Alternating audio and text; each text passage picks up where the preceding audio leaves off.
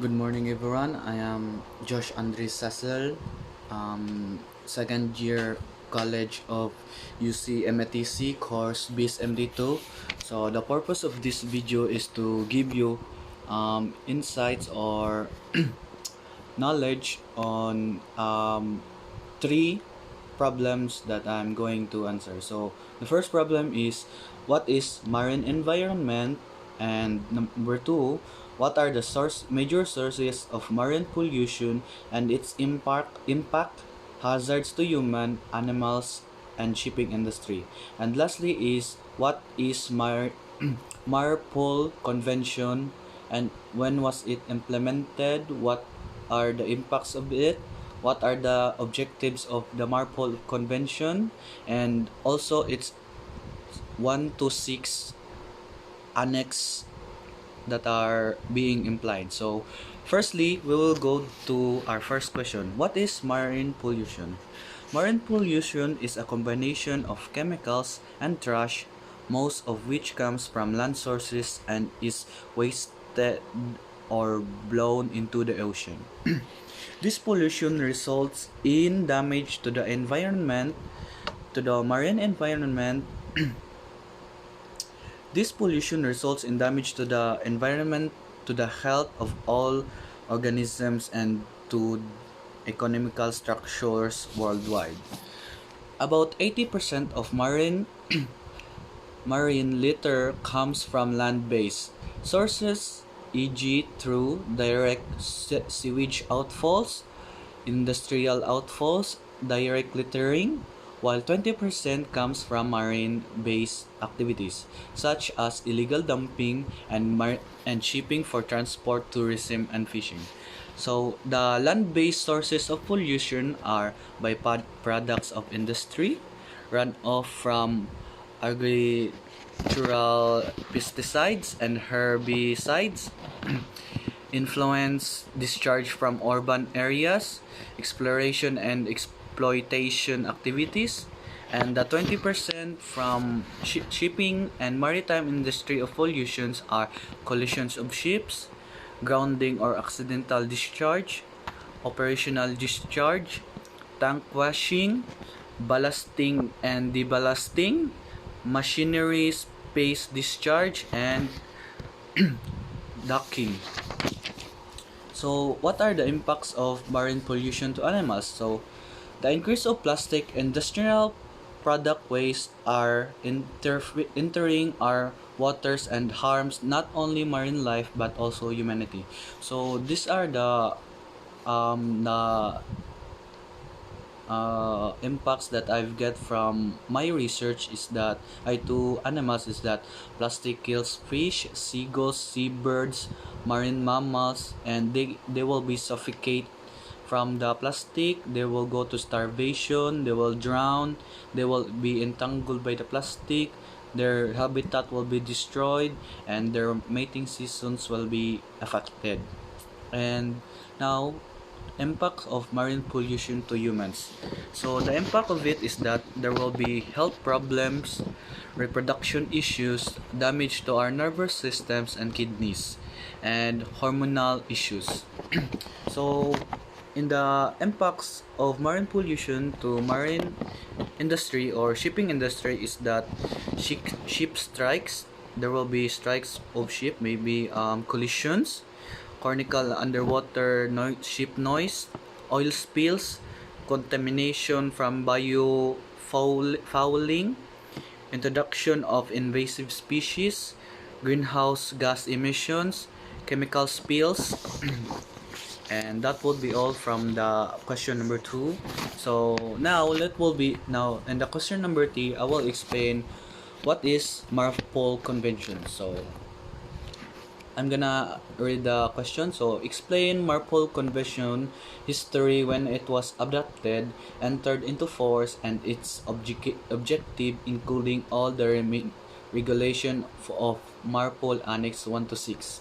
So, what is MARPOL Convention? The International Convention for the Prevention of Pollution from Ships, MARPOL for short, is the main international convention covering prevention of pollution of the marine environmental environment by ships from operational or accidental causes.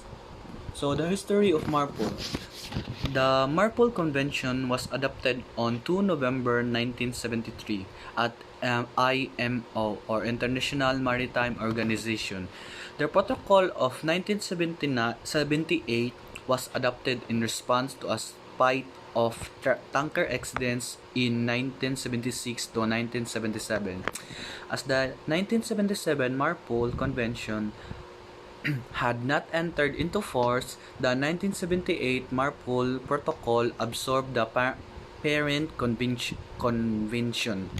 So, the objective of MARPOL is to achieve the complete elimination of international marine environment pollution by hydrocarbons and other harmful substances, and to reduce the accidental discharging of such substances. Now, let's go to MARPOL Annex 1. So, what is MARPOL Annex 1? MARPOL Annex 1 is regulation for the prevention of polluting by oil. So, history of Annex 1.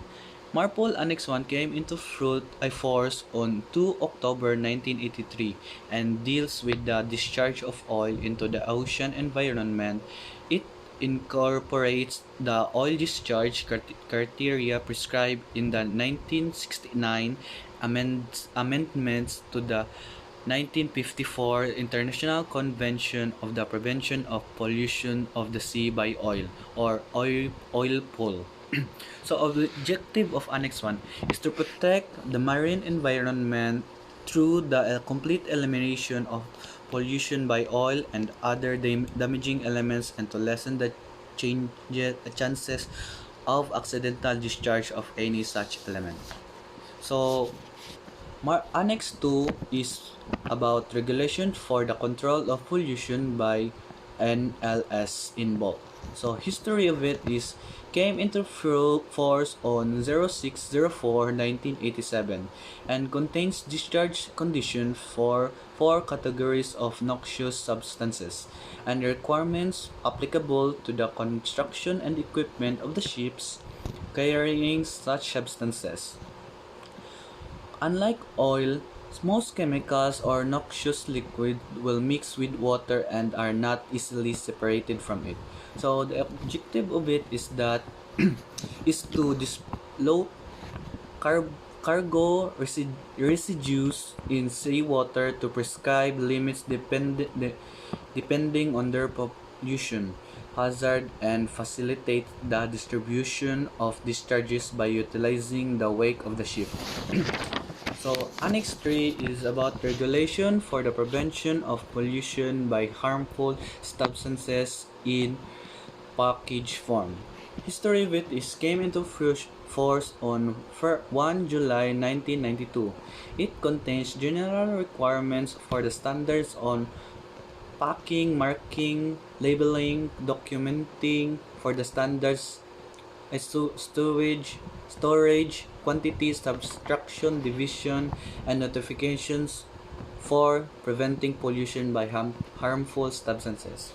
Objective of it is aims to prevent or minimize pollution of the marine environment by harmful substances in package forms. As well, guidelines for identification of harmful substances. And Annex 4 contains a set of regulations regarding the discharge of sewage into the sea from ships.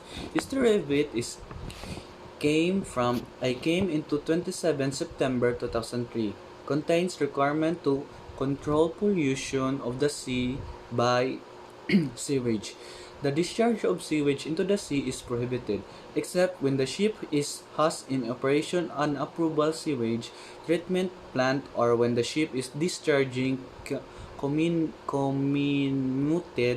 and disinfected sewage using an approved system at a distance of more than 3 nautical miles from nearest land, which is not contaminated, or disinfected of more than 12 nautical miles from the nearest land.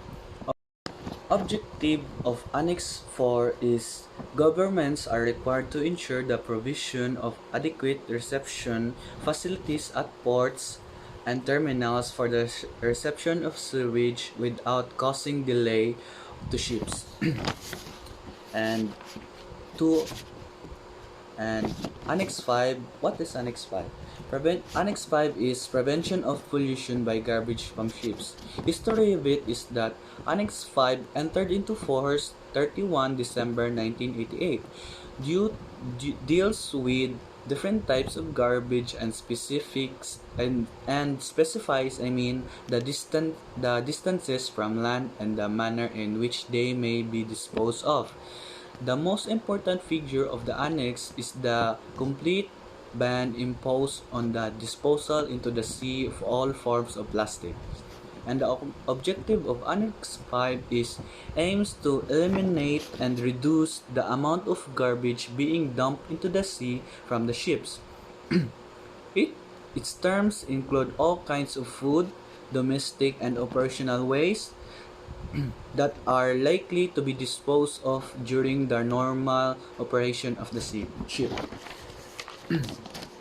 And lastly is the Annex 6. Annex 6 is regulation for the prevention of air pollution from ships, shipboard marine pollution response and control. History of it is that first adopted in 1997 and entered into force in 19 May 2005. It introduced requirements to regulate the air pollution being emitted by ships, including emission of ozone-depleting substances, nitrogen oxide or NOx, sulfur oxides or SOx, volatile organic compounds or VOCs for short, and shipboard incinerations.